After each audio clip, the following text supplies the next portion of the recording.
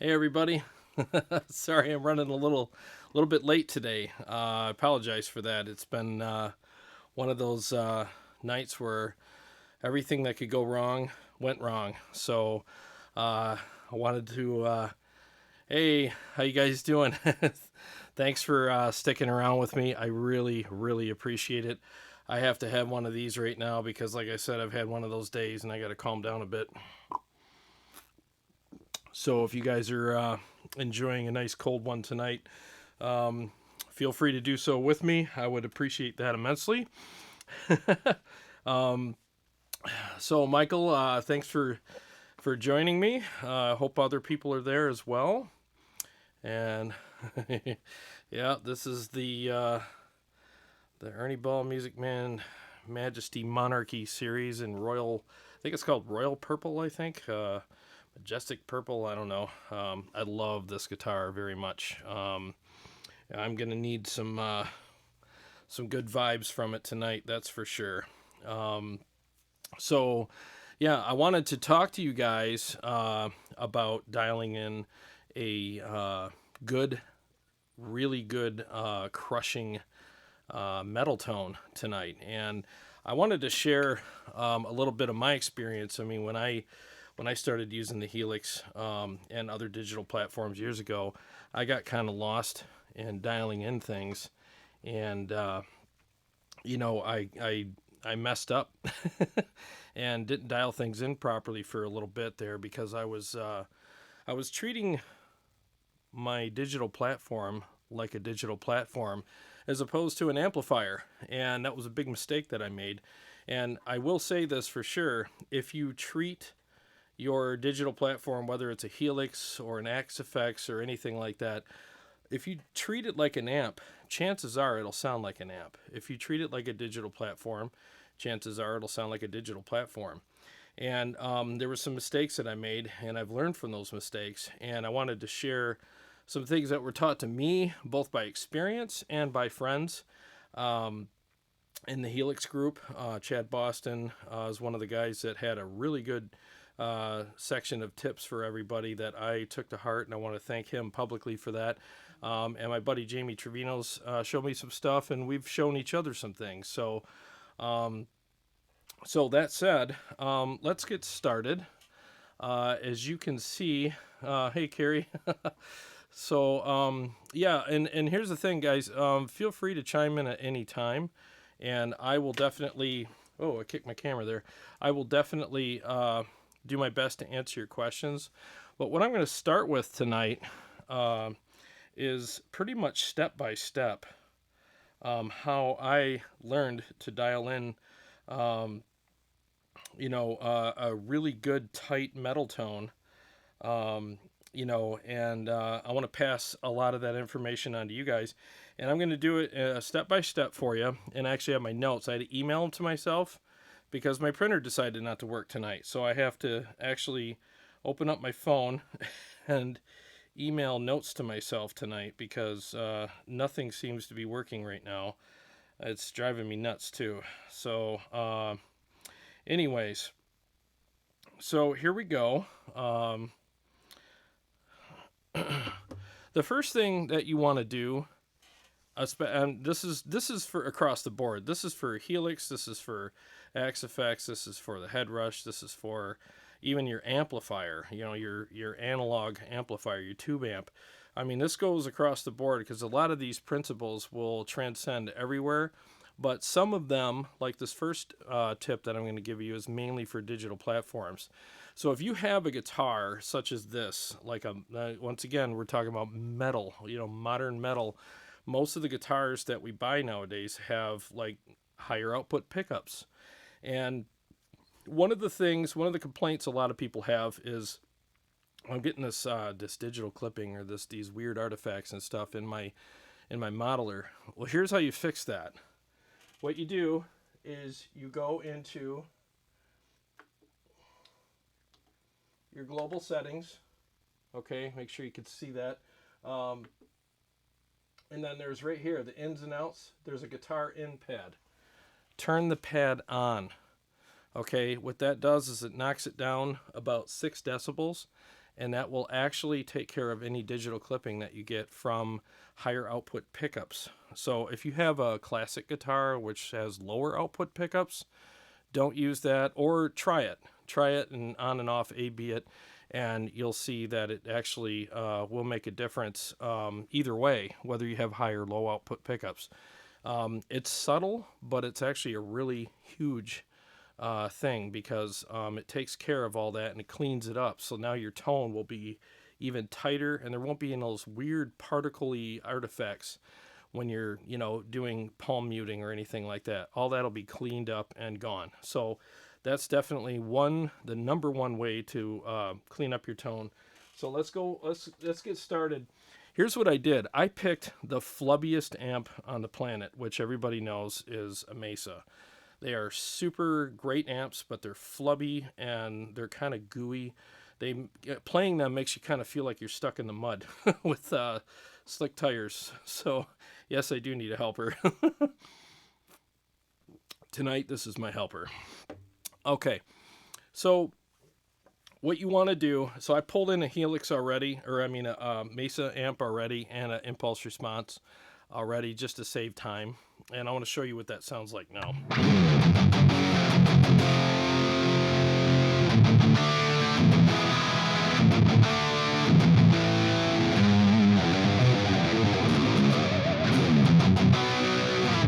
It almost sounds like I'm playing on the neck pickup, but I'm not. I'm playing on the bridge pickup.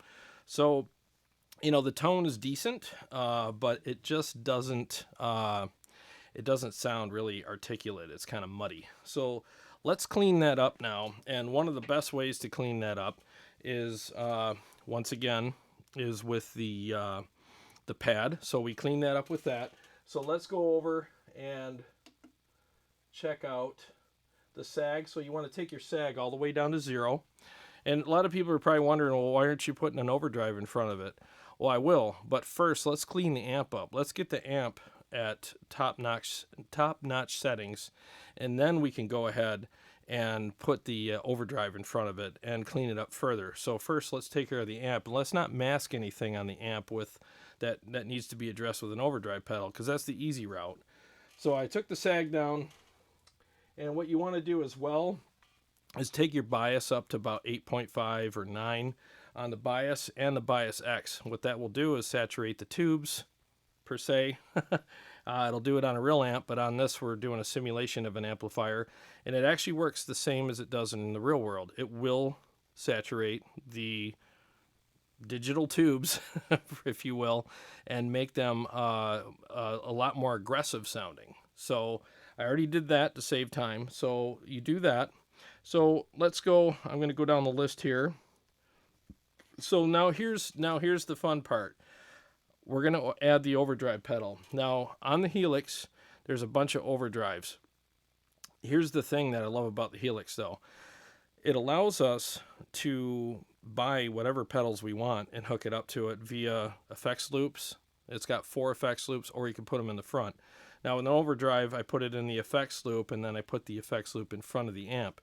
Reason why I did that was because I don't want the overdrive to be in front of the HELIX, so that way when I go to clean tones, now I still have an overdriven signal going to it, and that's not good. So I went ahead and put the overdrive in effects loop 1.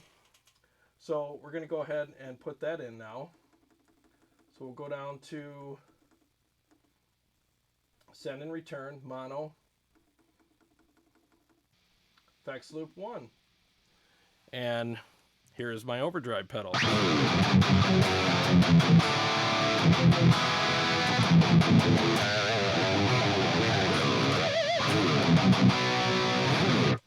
Already we are on our way to fantastic tone. That is the Precision Drive, Michael. Yes, I hope I'm pronouncing your name right. It's Michal. So Michael. I'm sorry if I'm pronouncing it wrong. So yes, that is the Horizon Devices Precision Drive, and if you haven't bought one yet, I absolutely 1,000,000,000% recommend getting one. It is by far the absolute best overdrive pedal on the market. What I like about it is, and the reason why I started with this amp, you go by Michael. Okay, thank you. What I really like about this pedal, though, is that it adds a really nice, defined but transparent character to your guitar tone. And the reason why I started with the Mesa is if I can clean that amp up with that pedal, I could pretty much clean up any amp with it, you know, because those amps are very gooey. They're great sounding, but they play, well, they're really loose. So, I mean, if you can hear the tightness right now. And you want to listen for the cug, the...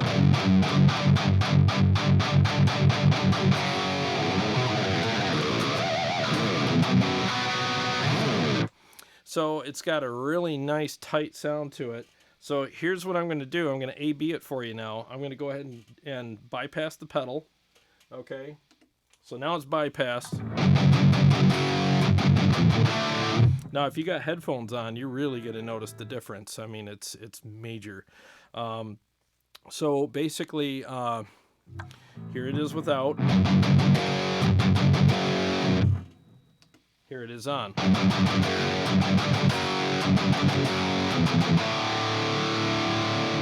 Now that sounds fantastic. I mean, that amp went from unusable and, you know, really, I mean, horrible to tight, responsive, both harmonically with the notes. It's got more sustain, more note separation. The tone's better, more pick attack. I mean, it's fantastic. And I didn't really have to do much, you know. I just took the pad, turned the pad on, and I saturated the tubes, the bias X. I put them up to about 8.5 each, and turned the sag all the way down to 0. If you're doing metal, there's no need for sag. Always take that sag and roll it all the way off. And one really cool thing about the Helix is, unlike the amplifiers, you usually have a spongy or tight switch or a sag switch. Instead of just turning it on or off, the Helix actually allows you to adjust how much. Instead of on or off, you can actually get some sag if you want it. Some guys want a little bit. I don't. I hate sag. I despise it. I don't want any of it. In fact, if I can go negative below 0 with sag, I would probably do that. So anyway, so here we are on a Mesa, a very loose amp with gooey kind of low end. They're known to have a lot of bottom end to them.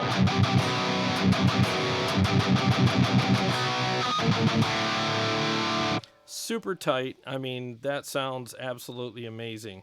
Now, you're probably thinking, well, wow, that's the end of the video. Well, it's not, because now we've gotten the amp and our tone to a very usable and workable state. So why not? I'm a big capitalist, so I don't ever settle for, all right, we've arrived and that's it. No, now it's like, all right, well, where do we go from here?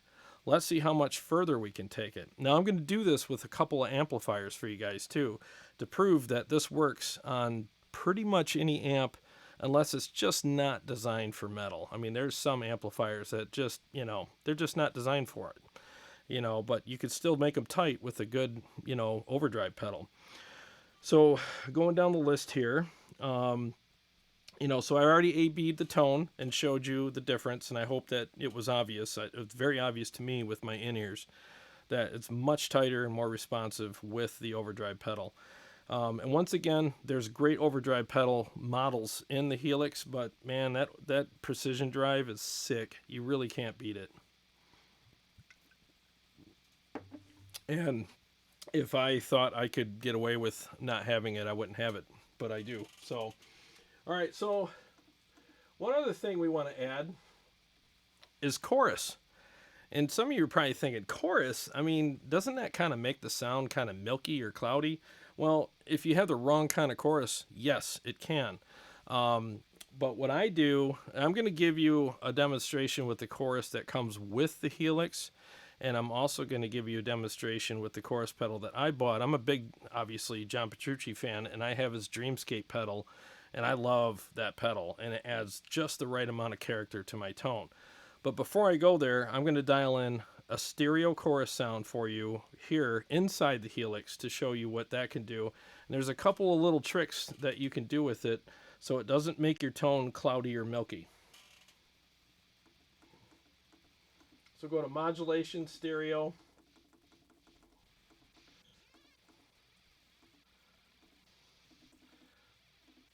Okay, so here's the chorus.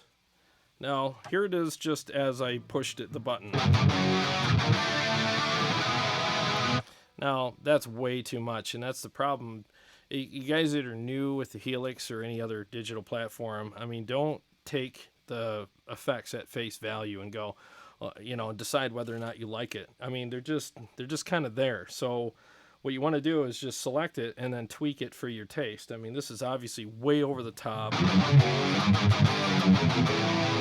way too much. So let's go ahead and dial this in. All right, so the first thing I'm going to do is take the speed down to about 2.1. Let's start with that. I hate warbly chorus that shimmers and shakes. I hate it. It drives me nuts. I want it to add some width and some character and a little bit of depth and dimension to my sound. I don't want it to shake and shimmer. For clean tones, it's a completely different animal. But for this, you want it to add some width, some depth, and a little bit of character. So I did that, and then we're also going to go ahead. Let's take the mix down.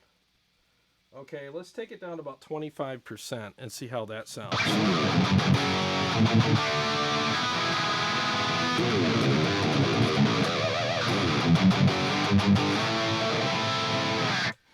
That sounds fantastic. I mean, it doesn't shake and shimmer, it doesn't act all warbly and weird, and it doesn't add a cloudiness to the sound at all. It actually adds some character and some depth. Now, another thing to keep in mind is, obviously, if you're playing metal and stuff, you're in a band. Hey, JJ's House of Jams. What's up, everyone? What's up, man? Thanks for tuning in. I really appreciate it.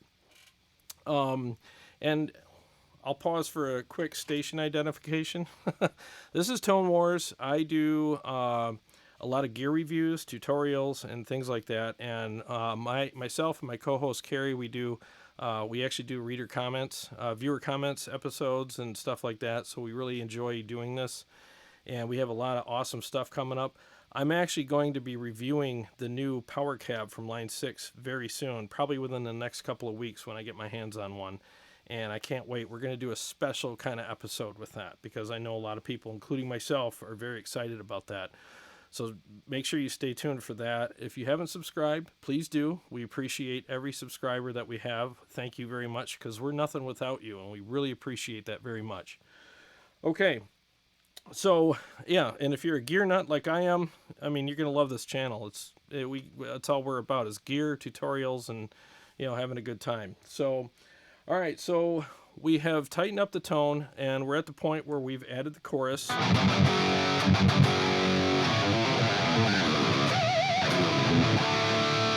And it sounds fantastic. In my opinion, it sounds great. Now, keep in mind, the power cab. I can't wait, man. It's going to be freaking awesome.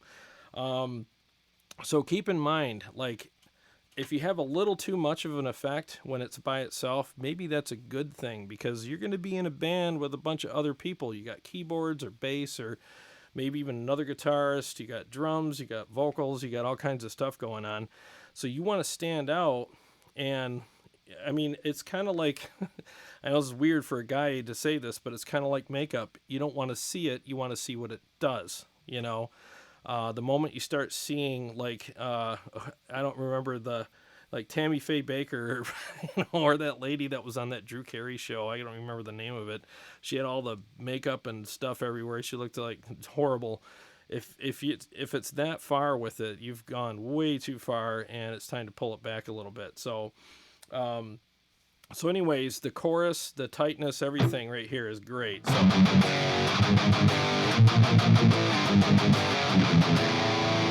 And you can tell it hasn't interrupted my tone. It hasn't made it cloudy or milky or anything like that. You can still hear all the notes very well.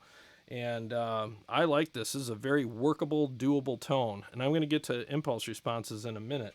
But before I do that, let me mute the chorus and the precision drive once again and show you the difference. So I'm going to go ahead, bypass the chorus, bypass the precision drive. I mean, it's okay. But I would not record with this tone. I would not perform with this tone. So you guys that buy the Helix and you're just kind of looking at it and going, I can't get a good tone. Well, you can get a fantastic tone out of the Helix. And I'm going to prove it in 3 seconds. So I'm going to turn the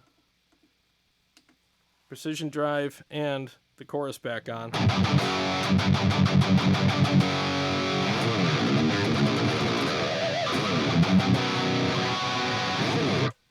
I mean, that sounds great. You know, there's a really tight, crushing, aggressive metal tone, and there's really nothing I don't like about it. I mean, it's totally doable. You could do a show, you could do a tour, you can even do a recording session with that tone and be perfectly fine with it.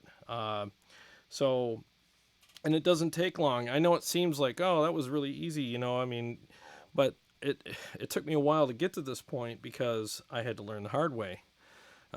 You know, if you're out there struggling to get a good tone out of your digital platform, I can totally relate with you because I did too. I struggled with it big time.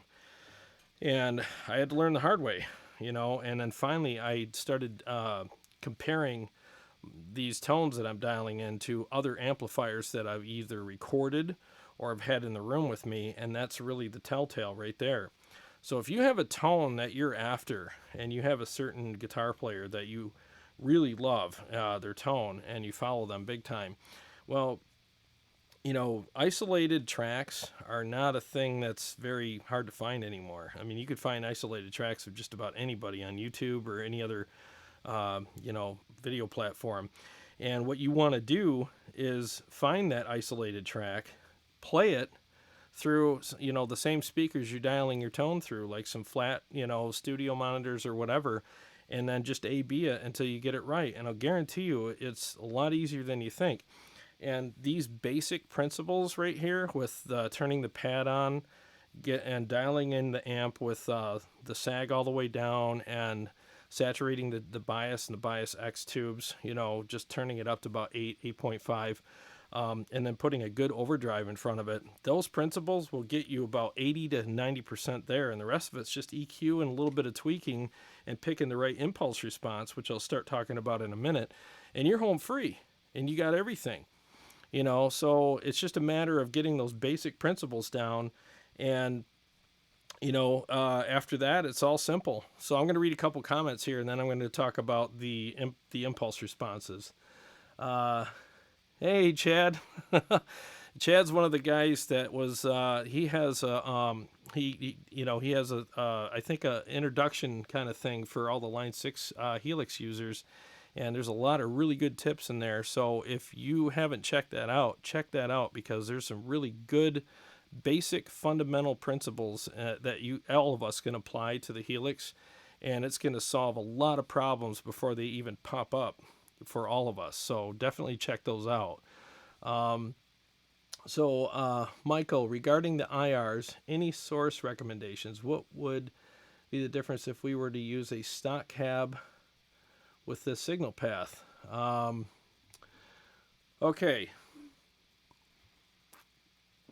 Now, here's the thing.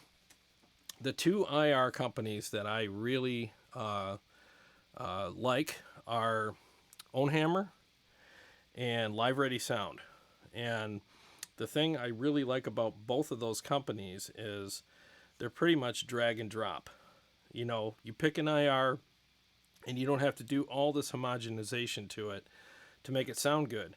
You know, I've used other impulse responses from other companies, and they're so fizzy and horrible that if you don't know any better, which I didn't, I just dragged and dropped them. And why do I got to do all this other stuff to them? I didn't even think I had to. And the tone was terrible. It was really thin and fizzy and digitally sounding. And a lot of that was because I didn't realize I had to do all these high and low cuts to them. And I mean, maybe I'm the only guy on the planet that didn't know that, but that's the way it was a couple of years ago for me. But I don't like IRs that I have to do all that high cutting to and all that. I mean, there's guys that even suggest that you got to cut them down all the way down to 6K. If you got to cut that much on an impulse response to make it sound good, then I don't really think it's a good impulse response. I really don't. You know, I mean, that's terrible. Hey, Dave, race you to the power cab. I'll tell you, man. Line 6 knocked it out of the park with this one. They waited just to the right time, and I can't wait to. I can't wait to play through this thing. It's going to be incredible. So yeah. Anyways, but yeah, go to Own Hammer. Go to they have a really good series called the Heavy Hitters Volume 1, Heavy Hitters Volume 2, and those are great impulse responses. And Live Ready Sound actually has a metal pack, and he also has the JP Boogeyman, which is after the Mesa Boogie 2x12 and I think 4x12 cabs, and they're actually really good impulse responses too. You don't have to do, and that's why he calls it Live Ready Sound. You don't have to, you can drag and drop. You don't have to do all this extra work to them to make them work and make them sound good. Because to guys, like I said, to guys that are new to the whole digital environment and the I mean, it's so confusing when you first get into all this. You're like, what are all these impulse responses, and what is all this stuff? And then you finally learn how to load them in and download them and unzip the files and open them up and drag and drop. And then oh, wait a minute, I gotta dial them in now. And it's just, after a while, you're like, good Lord, it's overwhelming. So go to places that make good IRs that you don't have to do all that work with. I mean, it's hard enough to pick the one you like, and then you got to freaking dial it in too. I don't think it's fair that we have to pay for these and then do half of the work for the people that are making them. You know, it's like I say all the time. It's like ordering a pizza and it comes frozen. Like, really? I gotta throw it in the oven now? Doesn't make any sense. Why did I pay for this? So anyways, well, thanks guys for watching. I appreciate it. And if you haven't subscribed, please do. I really would appreciate that a lot. I mean, listen to that tone.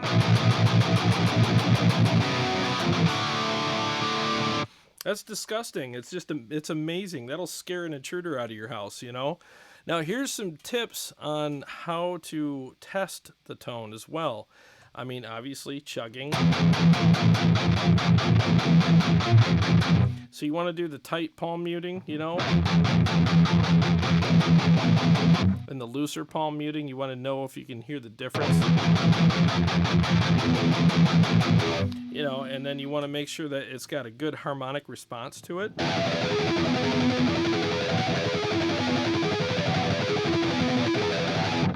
That sounds amazing. I can hear the harmonics. There's not all this extra gain and fizz on top of them. I mean, they stand out really well. And that was one thing that I know this. I'm sharing embarrassing things about me here because I want you to learn from my mistakes. That's part of what this channel is about. So I had so much gain and fizz because I was using a particular impulse response, and I had things dialed in a certain way about 2.5 years ago. I was in the studio and I was like, hey, let me throw some harmonics on top of this one part in one of our songs. And it was just a simple little, you know, and then on one part I was going backwards, you know, and I put it on there and you couldn't hear it in the mix at all. It didn't stand out. It sounded terrible. And I was like, why? I'll just pull it out. I didn't know any better, you know? I didn't know that it wasn't my playing or the recording procedure or anything like that. I had so much fizz on there that none of that stuff stuck out at all. It just sounded like a big mess. And so pick good IRs that sound natural and you don't have to do all these high cuts on. And on top of that, get a good setting on your amplifier with not too much gain. And then I mean, I could check the gain on this right now. I mean, it's a rectifier. It's the Cali rectifier, which is the Mesa, and it's at 6, which is, you know, some people, well, that's kind of high. Well, the Mesas they're like that. You need to push them a little harder. So it's okay to have the gain that high. Now, if I use an EVH, my gain's at 3.5. You know, because EVHs they're just nasty amps. So that's the PV Panama, which is basically the 5150 block amp in here, and it's the same kind of deal. You know, you tighten it up and then you turn the gain way down on the amp, because gain's your friend, but it's a friend you don't want to hang out with too much or you get sick of them. You know, you get too much gain and then you can't hear your harmonics and stuff. The other thing you want to check for is string separation. You know, you can hear the string separation really well. So that's another thing. If you got too much gain or too much fizz, you won't hear that. It just sounds like this big fizzy mess. And then you want to basically chug those strings too.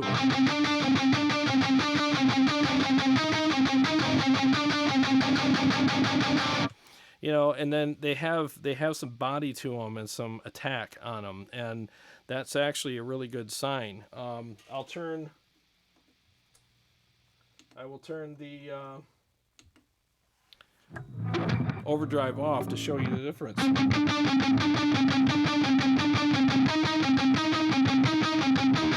See how that's kind of flubby and unresponsive, and it's kind of, I don't know, I feel like I'm playing rubber bands right now. Turn it back on.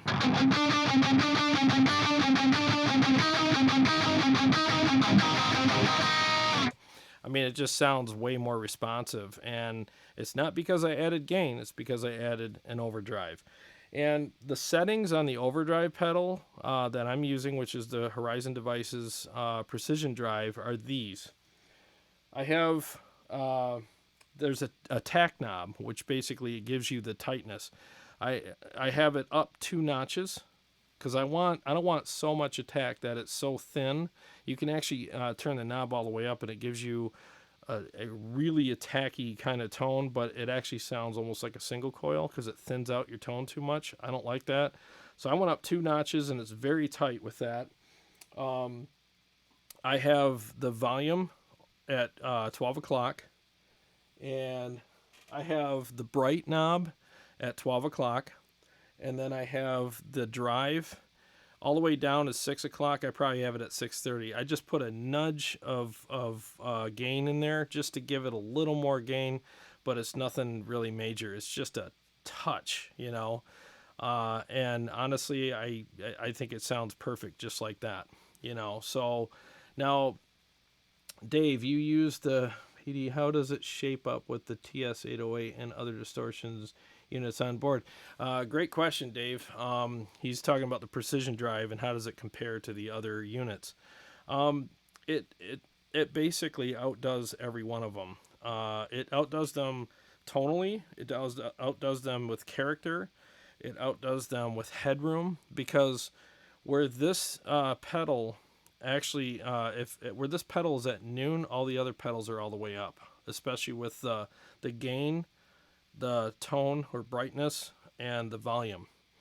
So with those three, you got twice the headroom on the precision drive than you do other pedals.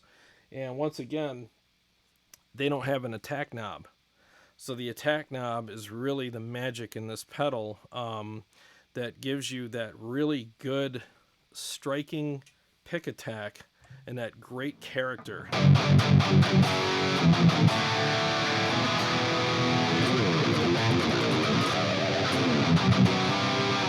I mean, there's just so much aggression with that. It's just unbeatable, and it's undeniable too.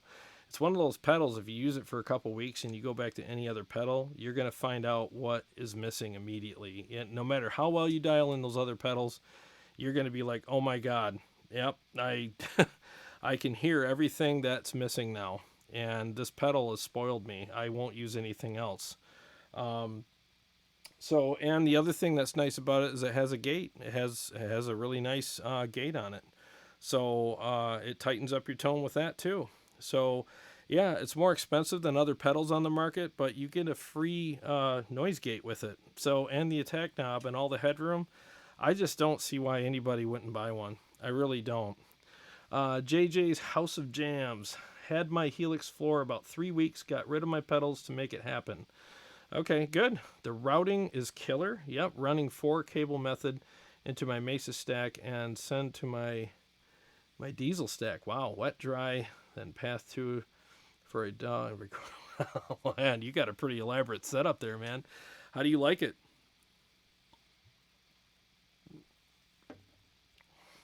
Yeah, let me know how you like it. I'll respond as soon as I see you. And that's honestly why I'm doing one of these videos too, is because basically there's a lot of new guys. I see new guys getting Helix every day.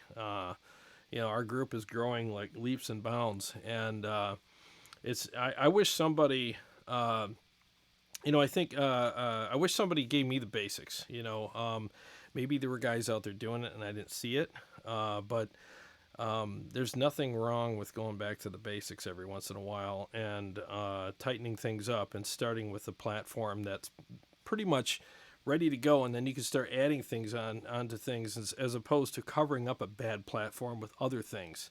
If that makes sense, I think it's good to start out with the basics and have a good, solid tone to start on, and then capitalizing on that tone, excuse me, and building up from there, as opposed to, uh, I guess it's the difference between being creative and being corrective. You don't want a platform that you're always correcting. You want one that you can be creative with instead of spending all this time in DSP covering up all this bad stuff. Start out right.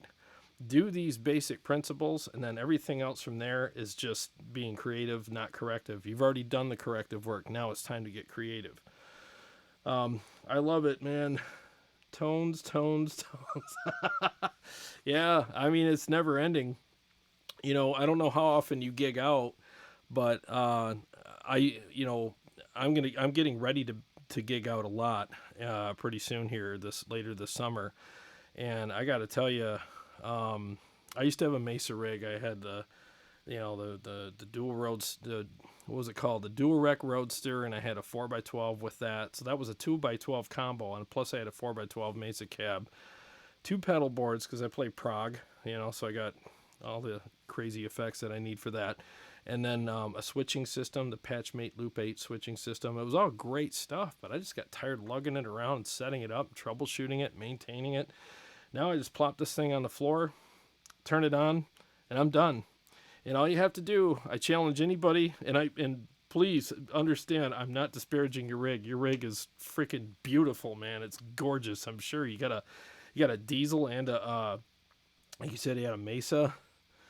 I mean, that's a killer rig. So I get it. I totally get it. It's easy to fall in love with that stuff. But I challenge you to do 3 gigs with just the Helix and have it dialed in right, and do 3 gigs with that, and then be able to come home at 3 a.m. because I do gigs too. You get home at about 3 in the morning, and then all you have to do is grab your guitar and your Helix and put them in the living room and go to bed, and you don't have all that stuff to lug around and set up and all that. And that's just the coming home part. What about going to the gig? What about the staging? What about the setting up and tearing down, especially if you're doing like quick sets and blow and go sound checks? I mean, man, you're going to get spoiled. You do 3 gigs without all that, and I guarantee you it's going to be a struggle. You're going to be like, man, I love my gear, but I also love the convenience, and I don't really feel like I'm giving up anything tone-wise, uh, you know, to get that convenience. So maybe I should consider using the Helix now, just the Helix. So I don't know, add a few pedals to it here and there, and, I mean, once again, your rig is amazing. I get it. I totally get it. But man, after a while, it's nice to just have that convenience with no sacrifice to our tone. So Michael, thinking of Helix running a pair of Power Cab Pluses with some effects loops like Blue Sky, Timeline, and the Mobius, plus the Tokyo Drive, Precision Drive. Yeah, the Tokyo one. That's the new. I think they came out with that as a like a limited release or whatever. I already have 2 Precision Drives. Otherwise, I probably would have bought one. But yeah, you know what? I have a pair, Michael. I have a pair of Friedman cabs, and the ASC 12s, and I have them separated in my living room by about 10 feet. They're at least 10 feet away from each other. And man, there is no replacement of that stereo separation. All my stuff's in stereo now. All my effects are in stereo, and the tone that I get and the wonderful wash that I get through the room when I'm playing, especially solos or with the piezo on even single note stuff, and then the reverbs and all the different various effects and stuff. It sounds so spacious and so enormous. I mean, there's no replacement for that. And once you play through a rig like that a couple times, I mean, you're going to be like, how did I ever get by without it? you're going to be completely blown away with how good it sounds. So by all means, get two. Seriously, you won't regret it. I mean, my living room is gorgeous. It's glorious. Every time I plug in there, it's amazing. You know, um, C plus, it's all digital with line 6 link wiring. Yeah, they did such a great job. Hey, Last Winge, I'm sorry if I pronounce people's names wrong. I apologize. Last Winge, how you doing, man? Thanks for tuning in. But yeah, it's so nice when you can just hook it all up through the link. And we have a Line 6 PA that we practice with, and it's the M20D with the the L3Ms, or I forget the models numbers of the speakers, but yeah, it's all hooked up very via the Line 6 link, and it sounds amazing. It's a killer PA. So that's what we use for our practice PA and our in-ear monitor PA for our monitor system. So it's great live. We have effects in our ears. We have stereo. Everything sounds amazing. When we perform live with that PA, it actually sounds like we're in the studio. It sounds that good. So now, guys, tell me an amplifier that you've had trouble with, and I'll dial that in for you. And if you email me, reach out to me, and I'll post my email in this video when I'm done, and I can send you that patch. Obviously, it won't have the precision drive in it. It'll have a loop for the precision drive, but you can replace that with whatever overdrive pedal in the Helix that you want, or you can get a precision drive and put that in there. And I'm telling you, Line 6, if you're watching, love you guys.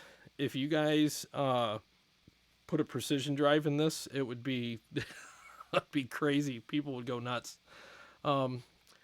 JJ's House of Jams. Are those Friedman cabs the FRFR monitors? Is the FRFR tone huge difference between running power amps and 4K cabinets? Cheers. Yeah, great question. The Friedman cabs are Class D, and they are FRFR. And if you look on my channel, I actually did how to choose the right FRFR for you. They are in that video, and there's another video that I put on there too that shows the difference between my direct recorded sound, which is what you're hearing now. That's my direct tone. I'm plugged directly into a DAW right now, or interface, and it shows the difference between that recorded tone and the Friedman and all the other cabs that I used in that tutorial. And the Friedmans are extremely transparent.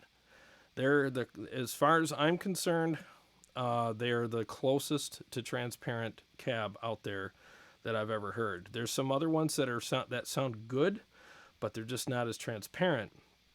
And they sound amazing. They really do. In fact, I've actually had guys come over with their 4x12s, and they've sat their 4x12 with like a EVH amp, like a EL34, because we reviewed that. So the guy brought it over, and he set his amp with his really nice Mesa cab in between my Friedman speakers, and we played through his amp for a while. I fired my Helix up, and I'm not kidding you, those cabs ate his 4x12 for lunch. I mean, it was not even a contest. They sounded bigger, boomier. They had a really tight bottom end to them, but it wasn't interruptive of the notes. It wasn't gooey. It was punchy, super punchy low end on them, and they shake the house. I mean, Dave Rebell, if you're still watching, I mean, you can attest to that. You were over my house. Me and Dave had a couple of shots of whiskey and a couple beers, and we played in my living room. He brought his guitar, and we just threw it back and forth through the Friedmans, and we lit this house up big time. In fact, we had them crank so loud we had to stand in my kitchen, which is probably about 20 feet away from them, and we're standing in there just banging out chords and stuff, just going, holy crap, these things are... And they were loud as hell, but they were super clear and articulate. Here's one thing I'll say. Amplify, and this is no offense to anybody's equipment or anybody's gear or anything. I can attest to this because I've had many, many showdowns in my house and at the studio that I do a lot of videos at. Amplifiers are amazing. When you turn them up, they get noisier. They get louder, but they also get noisier. With the Friedmans hooked up to the Helix, the way I got it dialed in, when I turn it up, it just gets louder. It doesn't get noisier. It's 100% just as clear and clean and articulate when you're blowing your head off with it as if you were playing at bedroom volume. There's no difference in clarity. It's perfect. They really are. I love my Friedman. I did a head-to-head with G2, QSC, and Friedman, each good, but all met different criteria. Yeah, Dave, yeah, the Friedmans are amazing. Yes, they can move the pant legs. Yep, I mean, they can, I tell everybody, you better wear shin guards when you get too close to them if you're playing loud, because, man, they are shin-shattering good, and I love them. So I'm sure the Line 6 Power Cab is going to be amazing, but, and I'm not saying that it's not going to be as good as the Friedmans or anything, because I haven't heard it yet, but I'm very used to what I get out of the Friedmans. And if I know Line 6, they did their homework, and I'm really looking forward to seeing how they stack up against the Friedmans. And I'm sure they're going to stack up very well. I'm looking forward to that big time. So is there another amp that I can dial in for you guys?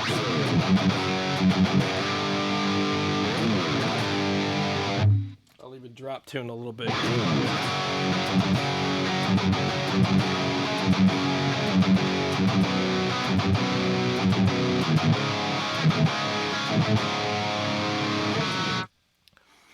Oh, Soldano. Absolutely, man. Let me pull that up right now for you. You know, that the Soldano that they put in here is sick. It's amazing. It's a great amp. A great suggestion. Let me find it. Bear with me.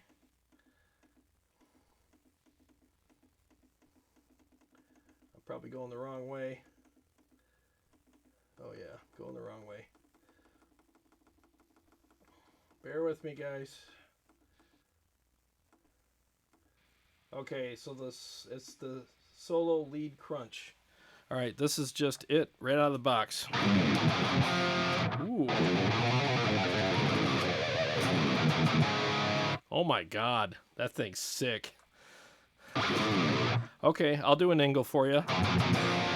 This Soldano is beautiful. Listen to that.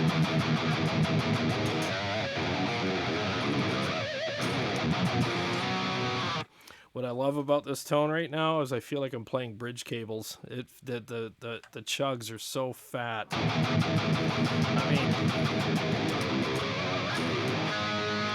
oh my God. Hey, thanks for tuning in, Dave. Cheers, man. Drive safe.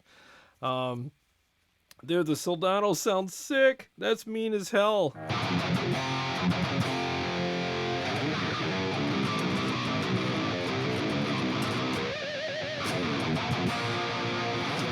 Holy crap! Yeah, I haven't played this that amp in a while. Let me tune real quick. I'm like really. I was in such a hurry to start, and I had such a crazy day that I didn't get a chance to tune this baby before we started, and I got to do that real quick. So, give me a second. But yeah, that's Soldano, man. I'll do a couple of quick dials on it. See, once you know the tricks, once you know what to look for on these amps, it's easy to dial them in. I have my go-tos.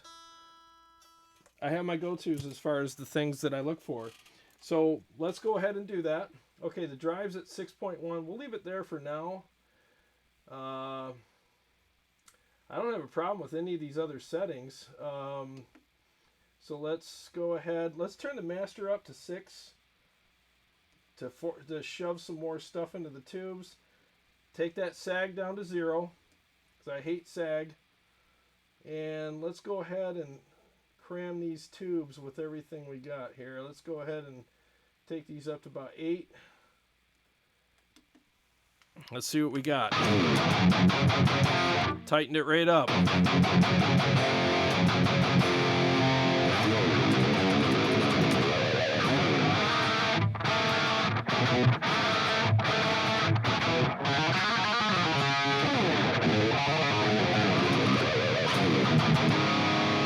That's beautiful. See, that's how simple it is. It's really simple. You just get a good overdrive pedal and then do what I just did. Have your pad on the global settings on the Helix.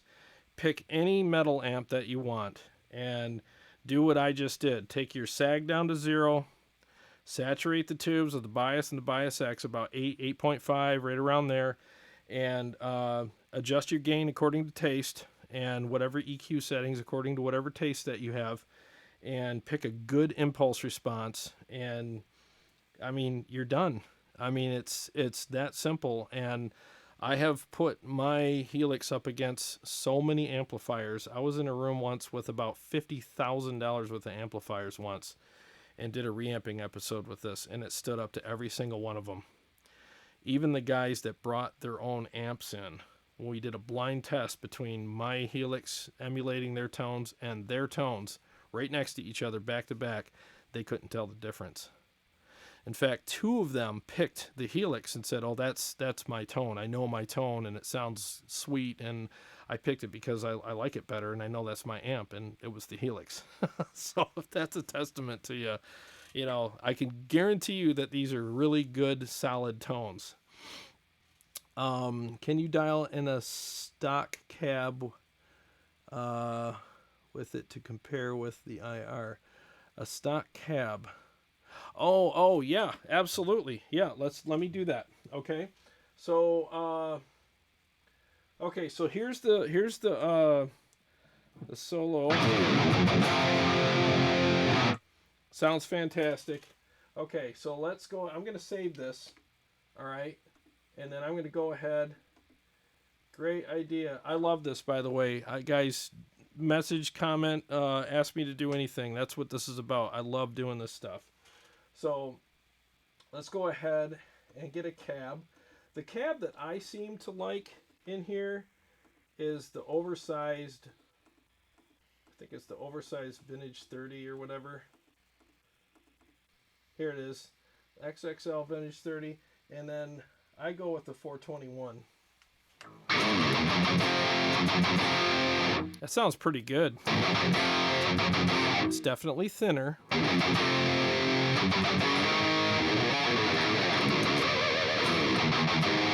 It's still very chunky though.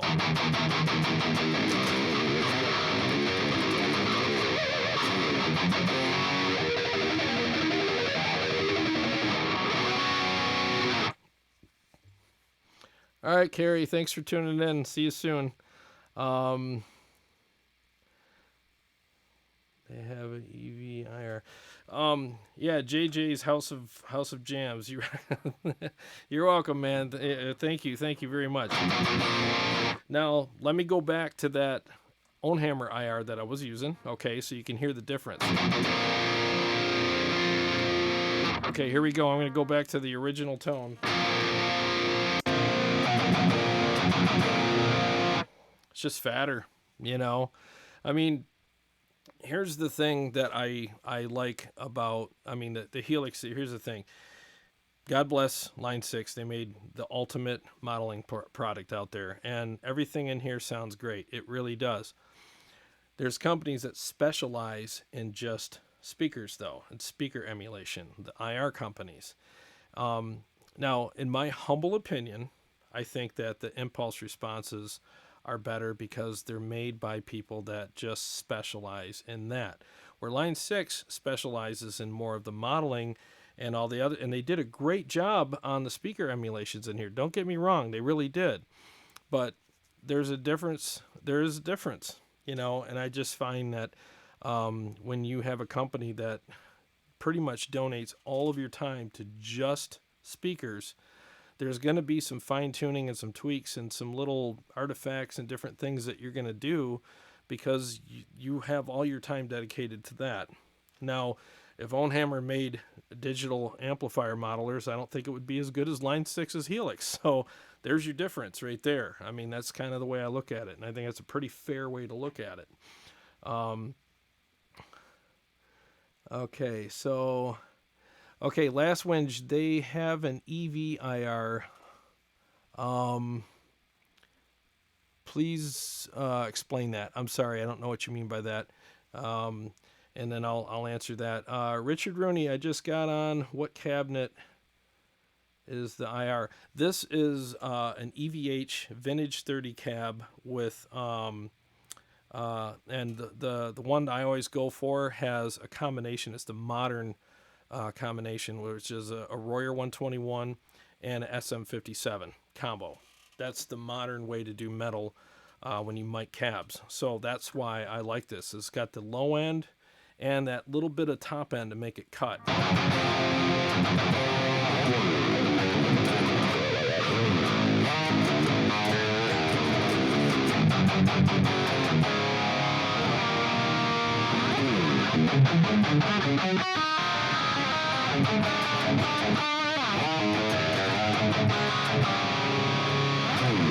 It's just very articulate and fat, and that's what I like, you know.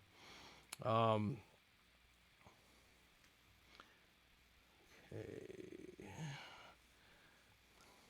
That sounds massive. Any suggestions making a lead tone out of this patch? Yeah, I'll make you a lead tone right now. Before I do that, let me get to a couple comments here. EV impulse response, like is that an EVM 12? EVM 12. I'm sorry, I'm not familiar with the EVM. I might be an idiot. I'm sorry. I've had a crazy day. So EVH, you know, Eddie Van Halen or so I like my chicks nice and fat.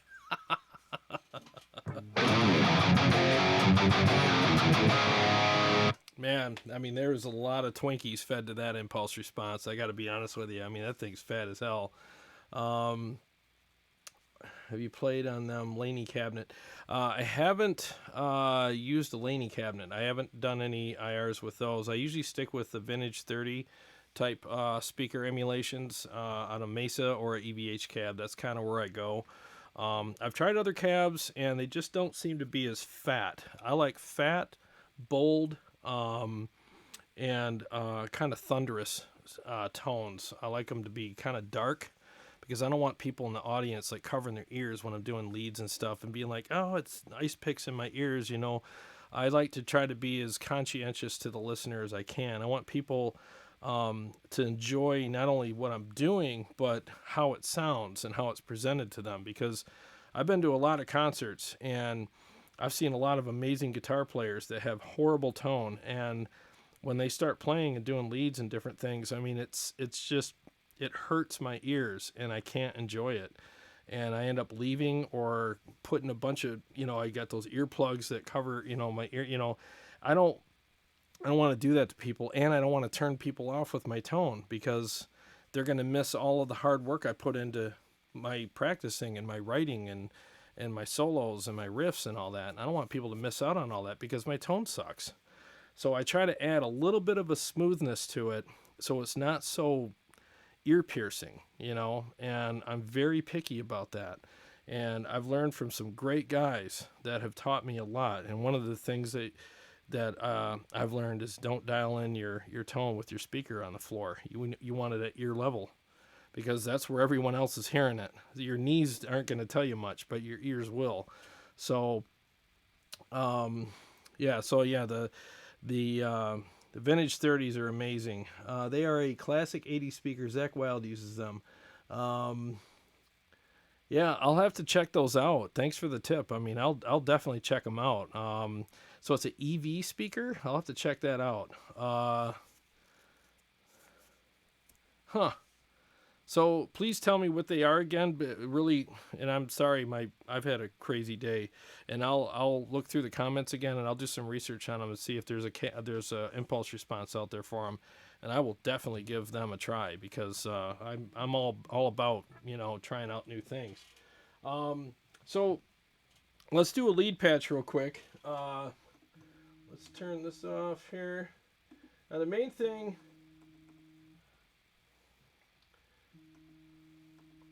With the lead patch, you want to get the ping pong delay, stereo delay, and turn the mix down to about 30, between 30 and 33, depending on, if you have a keyboard player, another guitar player. yada yada yada. I mean, it's got to stand out in a mix, you know. So don't always judge it when it's by itself. But then you have, I usually go about 800 milliseconds on the delay because I like something that's kind of big and fills the room up really nice. So we'll go ahead and go up to about 800 milliseconds. That means on one side it's longer than the other, obviously, with the stereo delay. Um,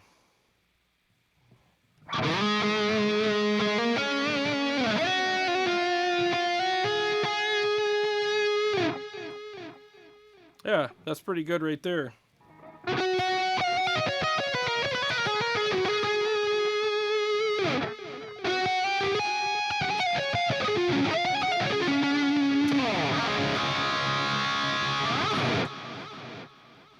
Yeah, so something like that, you know. I mean, and then what you do is you dial in the gain a little differently, you know, because on snapshots you can save it so that the gain is more of a rhythm type gain on one snapshot, and on the other you juice the gain up a little bit for your lead tone, and then you're good.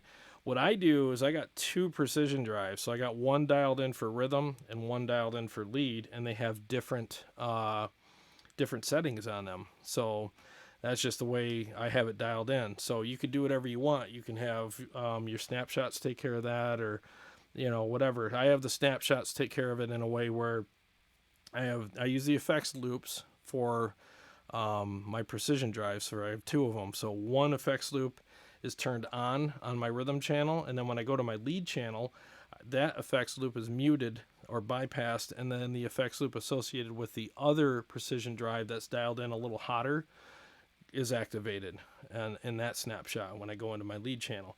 So you can do that. You can do all kinds of different things. You know, it's pretty much endless, but make sure you do like a good ping pong delay, because live you want that big sweeping swirling kind of sound. You want it to sound huge, and just turn up your gain and just put in about 850, 800 milliseconds on your delay, and turn it around between 30 and 35, 33, right around there. So you can hear the magic per se, and that's pretty much all you got to do. You know, it's real simple, and you can add reverb to it if you want. I don't like to have too much going on because I don't want it to cloud up what I'm doing too much. So it depends on what you want. Let's see, mine.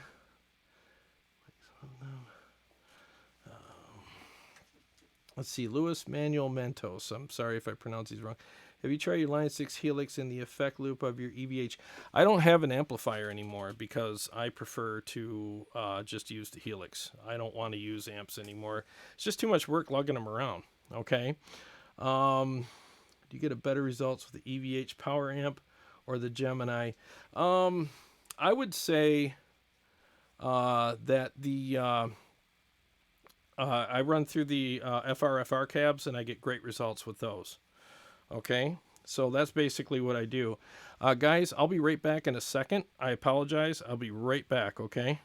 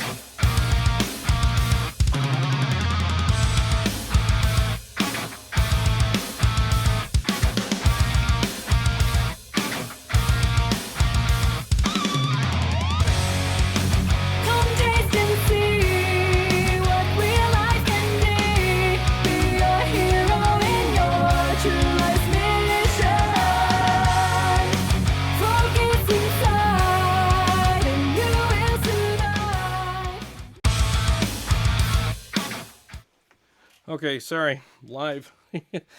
Things I got to address here and there, and I had to take care of something. Okay, so are you using the boost knob with the Ernie Ball? No, great question, Michael. No, I rarely use the boost knob because I have the precision drive, and I find that boost knob's amazing. Don't get me wrong; it's nice to have. I mean, if you're ever on stage and you got to rip a quick, you know, passage or a riff or something like that that you need to do, and you're not near your pedal board to turn on your boost, it's a great thing to get you out of those jams. But I don't ever really use it that much at all. Like I said, I think it's a great feature and a great option. I've seen Petrucci do it a couple times because if he's in the middle of a stage and he doesn't want to run over and tap something, he just hits that, and it actually does give you a really nice boost. You can go up to 20 decibels with that boost, so it does come in handy from time to time, but I rarely use it. Last one's you Rhine break.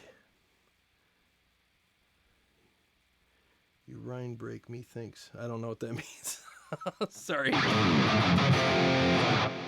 But that's a pretty good lead tone, if you ask me.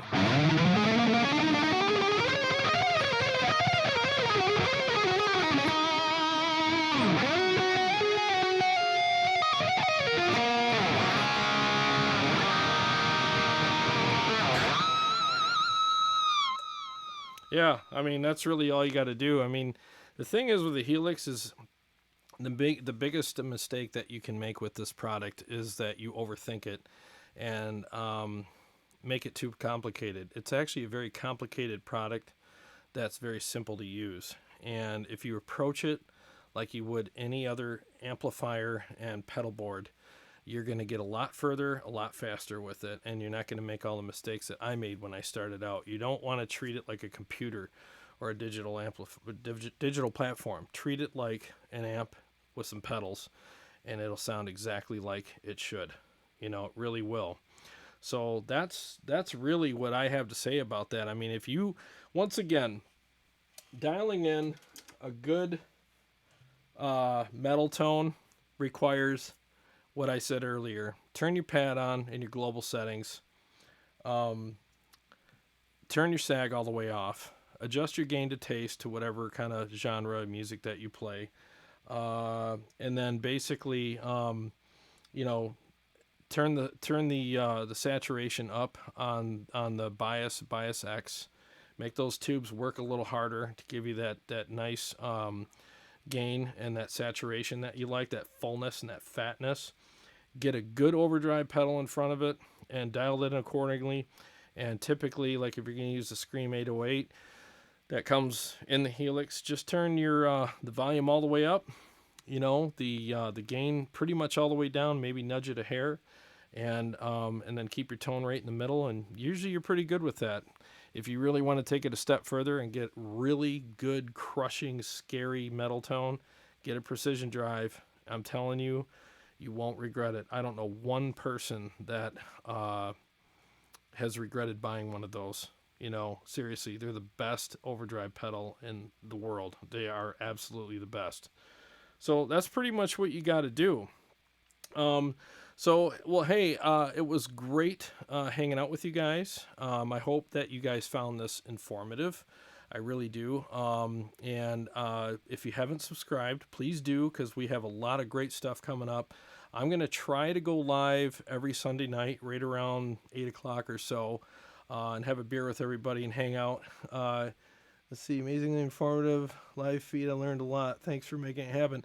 Hey, man, Michael, you're so welcome, man. Thank you so much for the kind words. It's one of the biggest concerns I have when I do these is I want to make sure that they're informative for people, and I value your time, and I want, when you come here and you give me your time, I want you to walk away with something extremely valuable to you, and I love the feedback, and I also love if there's anything I'm saying for, you know, that you want to challenge, please challenge it, because that's really how these ideas, you know, my thought is always, if it makes it through the fire, it's good. If it doesn't, well, I guess it wasn't meant to be, you know. Thank you for subscribing, JJ's House of Jams. Thank you so much. I will hit you back for sure. Absolutely. I'll do that momentarily here. Well, thanks again, guys. I'll try to go live every Sunday night around 8 o'clock and come up with some new ideas. And I enjoyed interacting with you, and I look forward to seeing you guys soon. You guys have a great night, okay? Cheers.